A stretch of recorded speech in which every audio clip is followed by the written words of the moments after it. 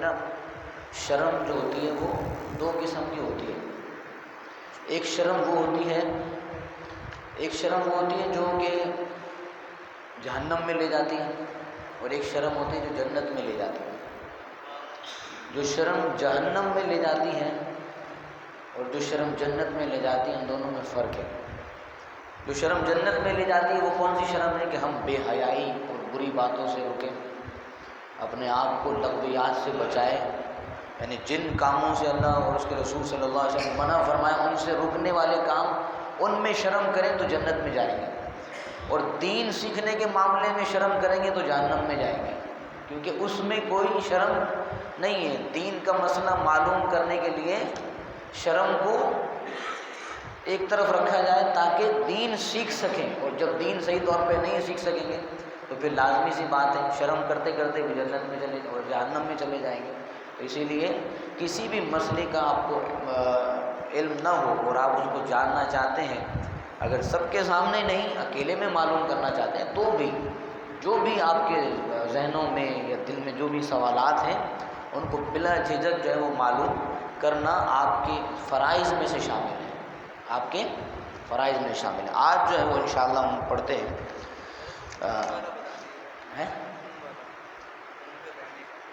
خون کے بہنے کا. کیا خون؟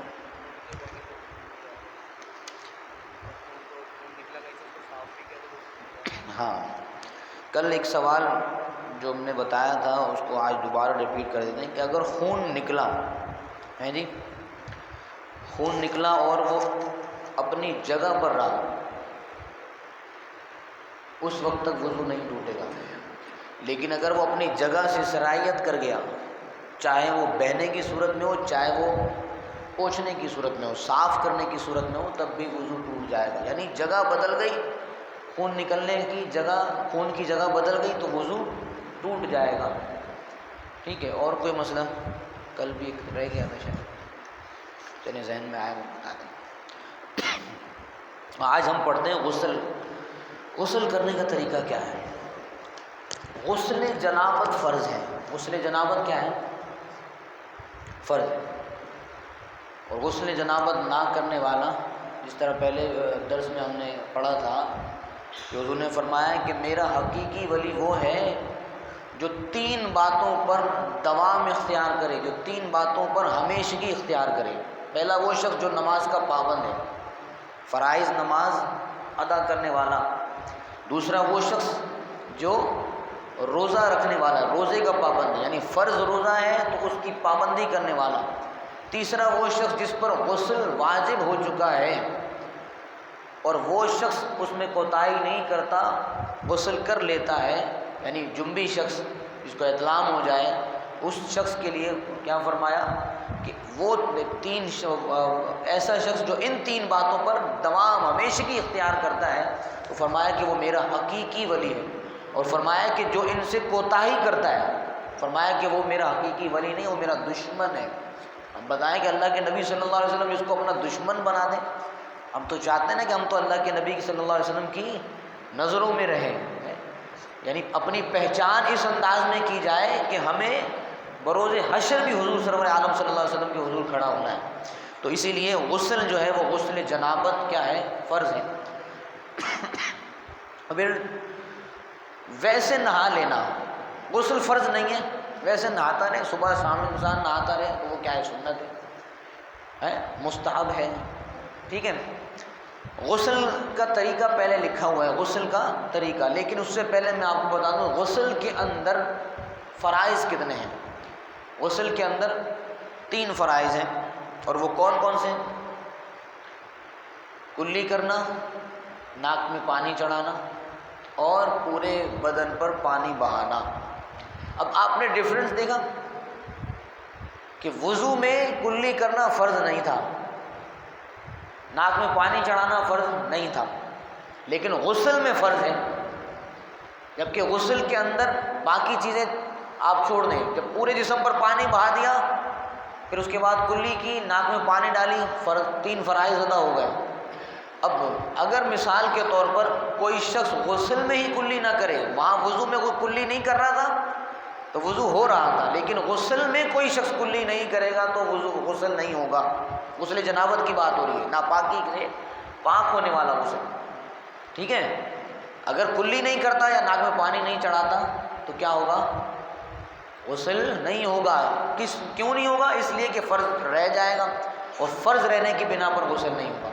اسی طرح پورے بدن پر پانی بہانا، بدن کا ظاہری حصہ رہ گیا خشک، ظاہری حصہ خشک رہ گیا تو تب بھی غسل نہیں ہوگا، کیونکہ فرض میں کیا ہو جائے گی؟ کمی ہو جائے گی، اور فرض اس طرح ادا نہیں ہوگا۔ تو غسل کے آپ نے فرائض جانے ہیں، ان کی ڈیٹیل میں آپ کو بتاؤں۔ غسل کرنے کا طریقہ پہلے سماعت فرما لیں، درود پاک پڑھیں، اللہم صلی اللہ علیہ وسلم۔ غسل کی نیت کر کے پہلے دونوں ہاتھ گٹوں تک 3 مرتبہ دھوئے، کلائیوں تک، پھر استنجے کی جگہ دھوئے، خواہ نجاست لگی ہو یا نہ لگی ہو۔ پھر بدن پر جہاں کہیں نجاست لگی ہو اس کو دھوئے، پھر نماز کے جیسا وضو کرے مگر پاؤں نہ دھوئے۔ اگر ایسی جگہ پر کھڑا ہے، اگر چوکی یا تختے یا پتھر پر نہائے تو پاؤں بھی دھو لے، یعنی اگر ایسی جگہ پر پڑا ہے جہاں پر ایسی جگہ کھڑا ہے جہاں غسل کرنے سے پانی بہہ جاتا ہے، رکتا نہیں ہے، تو پھر پاؤں بھی دھو لے۔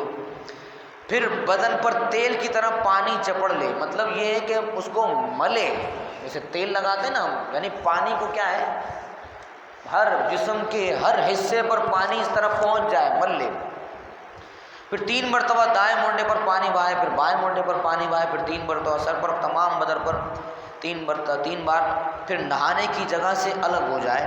اور اگر وضو کرنے میں پاؤں نہیں دھوئے تھے تو اب دھو لے، اگر پہلے دھو لیے تھے تو ٹھیک ہے۔ اگر ایسی جگہ پر کھڑا تھا کہ جہاں پر پاؤں اس کے پانی میں ہی تھے تو اب دوسری جگہ وہاں سے ہٹ کر جہاں پانی کھڑا نہیں ہے وہاں کھڑے ہو کر پاؤں دھو لے۔ اور نہانے میں قبلہ رخ نہ ہو، کیونکہ برہنہ ہونے کی حالت میں قبلہ رخ ہونا نہیں چاہیے، اور تمام بدن پر ہاتھ پھیر لے اور ملے، اور ایسی جگہ نہائے کہ کوئی نہ دیکھے۔ اور اگر یہ نہ ہو سکے تو ناف سے گھٹنے تک کے اعضاء کا تو سطر ضروری ہے، جیسے کوئی تالاب میں نہا رہا ہے، کوئی نہر میں نہا رہا ہے، غسل کر رہا ہے، تو سطر، اعضاء سطر کیا ہے، بدن مرد کے ناف سے لے کر گھٹنے تک یہ چھپا ہونا ضروری ہے۔ اگر اتنا بھی ممکن نہ ہو تو تیمم کرے، اور نہانے میں کسی قسم کا کلام نہ کرے، نہ کوئی دعا پڑھے، غسل جنابت میں نہ کوئی دعا پڑھے۔ بات نہانے کی رومال سے بدن پوچھ ڈالے تو کوئی حرج نہیں ہے، یعنی ٹاول وغیرہ یوز کر لے تو کوئی حرج نہیں ہے۔ جیسے مثال کے طور پر یہاں لکھا گیا ہے، یہاں بتایا گیا ہے کہ نہانے کے دوران کیا کریں، غسل جنابت میں کوئی کلام نہ کرے، اور نہ ہی کوئی آیات، نہ کوئی دعا پڑھے، ٹھیک ہے۔ جیسے مثال ہم کسی سے پوچھا نا کہ بھائی غسل کیسے پاک کیسے ہوتے ہیں، 3 مرتبہ کلمہ پڑھو اور پانی ڈال لو پاک ہو جائیں گے۔ تو غسل کے جو بھی حالت میں تو ویسے ہی کلام نہیں پڑھنا اور دعا نہیں پڑھنی ہے، اور چیز آئے کہ نجاست والی جگہ پر پڑھا جائے تو یہ اس میں احتیاط کی جائے۔ پھر کہتے ہیں کہ غسل کرنا آتا ہے، 3 مرتبہ کلمہ پڑھ کے پانی بہایا اور کہا کہ پاک ہو گئے، چاہے وہ غسل جیسا بھی کیا ہو، پانی بہانے کا طریقہ جیسا بھی ہو، تو کلمہ پڑھنے سے بدن پاک نہیں ہوگا۔ عمومی طور پر ایک مسئلہ اور بھی میں نے ابھی عمومی طور پر لوگ معلوم کرتے رہتے ہیں، اور یہ آپ بھی سماعت کر لیں۔ عورت جب پاک ہوتی ہے نا، بچے کی ولادت کے بعد پاک ہو جائے، یا جو اس کے ایام ہوتے ہیں اس کے بعد پاک ہو جائے، تو اب کچھ احباب آتے ہیں، وہ کہتے ہیں کہ حضرت پانی دم کر کے دے دیں، پانی پڑھ کر دے دیں، جس سے عورت جو ہے وہ غسل کرے گی۔ اب آپ ایک کامن سینس کی بات ہے، یہ دیکھیں کہ جب ہم دم کرنے والا پانی یوز کرتے ہیں تو ہم اس کو پیتے ہیں نا، پینے کے لیے لیا جاتا ہے نا، تاکہ اس سے شفا مل جائے۔ تو یہ کوئی بات سمجھ میں آنے والی ہے کہ غسل دم کیے ہوئے پانی سے نہائے اور وہ پھر پانی کہاں جائے گا، نالیوں میں جائے گا؟ یہ آداب کے خلاف ہے نا یہ بات۔ اب ہماری سمجھ میں یہ باتیں نہیں آتی، جو ہمارے گھر کی جو شریعت ہے نا گھر کی خواتین کی، تو وہ پوری بوٹل، وہ پورا کین اٹھا کے لے آتے ہیں گھر کے احباب کہ حضرت یہ پانی دم کر کے دے دیں تاکہ جو ہے وہ خاتون جو ہے وہ نہائے، غسل کریں گی، اس سے تو وہ ہوگا کیا؟ یعنی کہ سادے پانی سے جو پاک جنبی آباب جتنے بھی ہیں، یعنی روزمرہ میں بھی اگر کوئی جنبی ہو رہا ہے، احتلام ہو جاتا ہے، اس سے پاک ہونے کے لیے کیا دم کا پانی استعمال کیا جاتا ہے؟ اس کے بغیر پاک نہیں ہوتے، یہ سمجھنے والی بات ہے۔ جب سادے پانی سے پاک ہونے کے لیے مطلق پانی کا ہونا ضروری ہے، دم کیے ہوئے کی ضرورت نہیں ہے، بلکہ بجائے وہ تو گناہ ہے کہ دم کیا ہوا پانی جو ہے وہ کیا ہوگا، نالیوں میں بہا دیں گے آپ۔ تو ایسا نہ کریں، بلکہ کیا ہے، اس چیز کو سمجھیں کہ غسل کے لیے مطلق پانی ہونا ضروری ہے۔ بس پانی بہا دیا، فرائض ادا کر دیے، پورے جسم پر پانی بہا دیا، غسل ادا ہو جائے گا۔ جب دعائیں پڑھنے کا حکم نہیں ہے تو چاہے جائے کہ پانی دم کیا ہوا کیسے استعمال کیا جائے، تو اس چیز کو ذرا سمجھیں اور اپنے گھر کے خواتین کو بھی اس بارے میں ضرور بتائیں، اور اس درس میں بھیجیں تو زیادہ اچھا ہے، جو کلاسز ہو رہی ہیں ہماری۔ اب اس میں احتیاط کی کچھ باتیں ہیں، جس طرح میں نے بتایا کہ نہ ہی قبلہ رخ ہو نہاتے ہوئے، غسل کرتے ہوئے، اور نہ ہی پیٹھ قبلے کی طرف کرے، نہ پیٹھ قبلے کی طرف کرے اور نہ ہی پیٹ قبلے کی طرف کرے، یعنی نہ رخ کرے نہ پیٹھ کرے۔ اسی طرح بیٹھ کر نہانا، یہ کیا ہے، سنت ہے، بیٹھ کر نہائے تاکہ جسمانی اعضائے بدنیاں جو ہیں وہ کیا ہے، ظاہر نہ ہو۔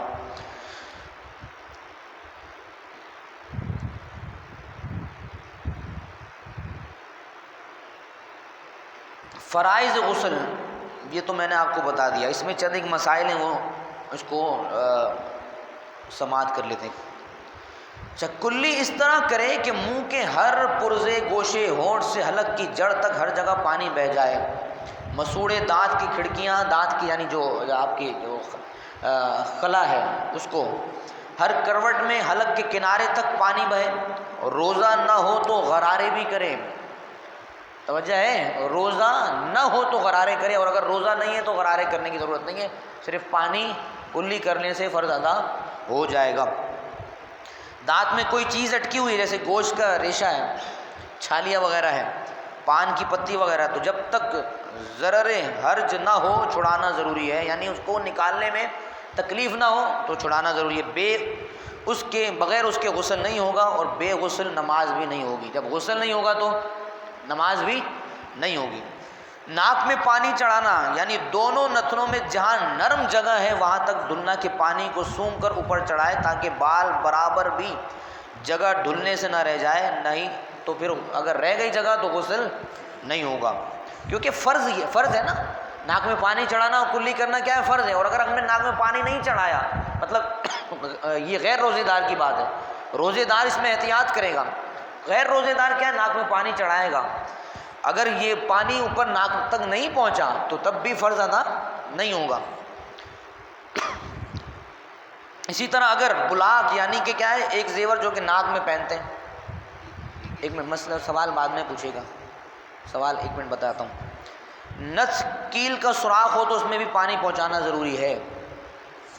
ناک کے اندر ریٹھ سوکھ گئی، اس کا چھڑانا بھی فرض ہے، یعنی ناک تو اس کا چھڑانا بھی کیا ہے، یعنی اس کو صاف کرنا اچھی طرح ضروری ہے۔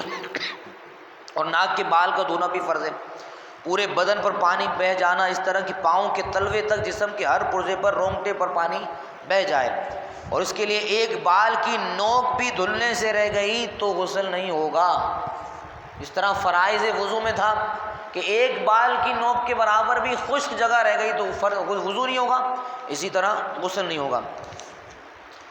تنبیہ کیا ہے، بہت سے لوگ ایسا کرتے ہیں کہ نجس تہمت باندھ کر غسل کرتے ہیں، یعنی نجس کپڑا پہنا ہوا ہوتا ہے پھر غسل کر رہے ہوتے ہیں، اور خیال کرتے ہیں کہ نہانے میں سب پاک ہو جائے گا، حالانکہ ایسا نہیں ہے، بلکہ پانی ڈال کر تہبند اور بدن پر ہاتھ پھیرنے سے نجاست اور پھیلتی ہے۔ ایک جگہ نجاست لگی ہوئی تھی کپڑے پر، ہم نے سوچا کہ اس کے ساتھ ہی ہم غسل کر لیتے ہیں، تو وہ نجاست ایک جگہ سے سرایت کر کے دوسری جگہ چلی جائے گی، تیسری جگہ چلی جائے گی، جہاں جہاں پانی پہنچے گا وہاں نجاست پہنچے گی۔ اب کیا ہے، پہلے کیا کریں، نجاست پھیلتے اور سارے بدن پر نہانے کے برتن تک کو نجس کر دیتی ہے، یعنی کہ اب چھینٹیں بھی جا سکتی ہیں تو اسی طرح برتن بھی کیا ہو جائے گا، وہ ناپاک کر دے گا۔ اس لیے ہمیشہ نہانے میں بہت خیال سے پہلے بدن سے، اس کپڑے سے جس کو پہن کر نہاتے ہیں، نجاست دور کر لے، پہلے کپڑے کو دھو لے تب غسل کرے، ورنہ غسل تو ہوگا اس طرح ہاتھ سے جن چیزوں کو چھوئیں گے سب وہ چیزیں نجس ہو جائیں گی، یعنی جہاں جہاں سے نجاست کو ہاتھ لگایا اور دوسری جگہ پر وہ ہاتھ لگا تو وہ جگہ بھی ناپاک ہوتی جائے گی۔ اگر دریا یا تالاب میں البتہ ایسا ہو سکتا ہے کہ وہ بھی جبکہ نجاست ایسی ہو کہ بلا ملے دھوئے پانی کے بہہ جانے سے خود بخود نکل جائے، وگرنہ اس میں بھی دشوار ہے، یعنی ایسی جگہ پر غسل کر رہا ہے کہ پانی وافر مقدار میں اور بہہ رہا ہے، پانی بہتا ہوا جا رہا ہے، تو کیا ہوگا پھر تو نجاست یہ ہے کہ نجاست کا پانی بہہ جائے گا، اس صورت میں تو درست ہے، وگرنہ اگر کسی ایسی جگہ میں غسل کر رہا ہے کہ جہاں پانی ٹھہرا ہوا ہے رکا ہوا ہے تو پھر اس چیز سے کیا ہوگا، نجاست ایک جگہ سے دوسری جگہ جانے کا اندیشہ ہوا۔ جی اب پوچھیں سوال، کیا کہہ رہے تھے؟ ناک میں پانی جانے کا، اگر پانی آپ محسوس کریں کہ حلق تک پہنچ گیا ہے تو روزہ ختم۔ احتیاط کرے نا، یہ بتایا نا کہ اس طرح جیسے کوئی چیز سونگیں جس حد تک ممکن ہو، ٹھیک ہے، اس طرح بھی نہ سونگے کہ دماغ میں چڑھ جائے پانی، عمومی حالت میں جس طرح کی کیا ہے اتنا سونگا جائے کہ نرم ہڈی تک، یا آپ کی نرم ہڈی، اور جس طرح ناک صاف کرنے کے لیے انگلی کا استعمال کیا جاتا ہے آپ انگلی استعمال کر سکتے ہیں، آپ اچھی طرح ناک صاف کر لیں، ٹھیک ہے، پانی بار بار لے کر انگلی سے صاف کر سکتے ہیں، ٹھیک ہے، تو اس صورت میں ناک صاف ہو جائے گی، پانی چڑھانے کی ضرورت نہیں پڑے گی۔ پھر کن باتوں سے غسل فرض ہو جاتا ہے؟ چند ایک باتیں وہ جن سے غسل فرض ہو جاتا ہے۔ جب آدمی جنبی ہو جائے، وہ احتلام کی صورت میں ہو یا کسی اور صورت میں ہو تو کیا ہے، اس پر غسل فرض ہو جائے گا۔ نمبر 2 مسئلہ،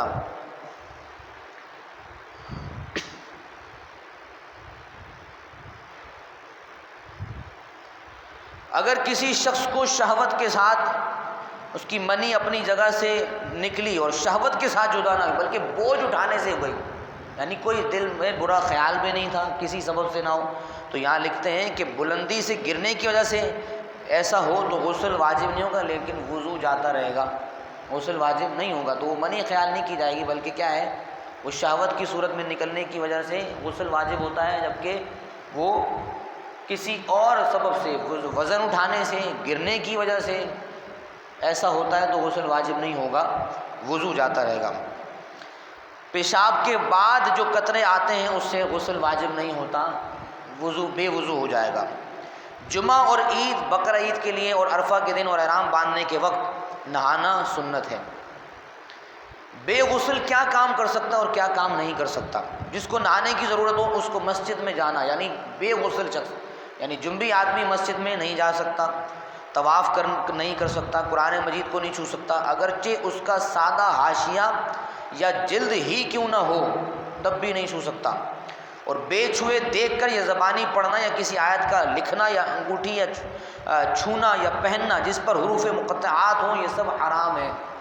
ایسا شخص جب ہاتھ نہیں لگائے گا تو اس کی آیات کی یا حروف مقطعات کی انگوٹھی کو بھی استعمال یا جس پر نقش بنے ہوئے اس کو استعمال نہیں کر سکتا۔ اگر قرآن شریف جزدان میں ہو یا رومال وغیرہ کسی الگ کپڑے میں لپٹا ہو تو اس پر ہاتھ لگانے میں کوئی حرج نہیں ہے۔ اگر قرآن مجید کی آیت قرآن کی نیت سے نہ پڑھی تو حرج نہیں ہوگا، قرآن مجید کی نیت سے نہ پڑھی، جیسے تبرک حاصل کرنے کے لیے بسم اللہ الرحمن الرحیم پڑھ دیا، یا شکر ادا کرنے کے لیے الحمدللہ رب العالمین پڑھ دیا، بری خبر سننے کے بعد انا للہ و انا الیہ راجعون پڑھ دیا، یا ثنا کی نیت سے سورہ فاتحہ یا آیت الکرسی یا ایسی کوئی آیت پڑھی تو کوئی حرج نہیں ہے، جبکہ قرآن پڑھنے کی نیت نہ ہو، یعنی تلاوت کی نیت نہ ہو، ویسے برکت حاصل کرنے کے لیے پڑھا تو ٹھیک ہے، وگرنہ بے غسل شخص جو ہے وہ آیات قرآنی کو یا دعا کو نہیں پڑھ سکتا۔ بے وضو کو قرآن مجید یا اس کی کسی آیت کا چھونا حرام ہے، اور بے چھوئے دیکھ کر یا زبانی پڑھے تو کوئی حرج نہیں ہے۔ قرآن مجید دیکھنے میں ان سب پر کوئی حرج نہیں ہے، مثال کے طور پر ہاتھ چھوئے بغیر دیکھ کر پڑھ رہا ہے تو کوئی حرج نہیں، اگرچہ حرف پر نظر پڑے اور الفاظ سمجھ میں آ جائیں اور خیال میں پڑھتے بھی چلے جائیں، خیال میں، سمجھ آئی، زبانی نہیں، خیال میں پڑھتے چلے جائیں، ان سب کو فقہ و حدیث و تفسیری کتابوں کا چھونا کیا کہا گیا ہے؟ مکروہ قرار دیا گیا ہے۔ کس پانی سے وضو اور غسل جائز اور کس سے نہیں ہے؟ بارش کا پانی، سمندر کا پانی، ندی کا پانی، نالے کا پانی، چشمے کا پانی، کنویں کا پانی، بڑے حوض کا پانی، بڑے تالاب اور بہتا ہوا پانی، اولوں کا پانی، ان سب پانیوں سے وضو بھی اور غسل بھی اور ہر قسم کی طہارت جائز ہے۔ غسل کے حوالے سے تو بہت ساری چیزیں ہیں، لیکن ٹائم 20 منٹ ہو چکے ہیں، اسی لیے انشاءاللہ باقی کل پڑھتے ہیں انشاءاللہ۔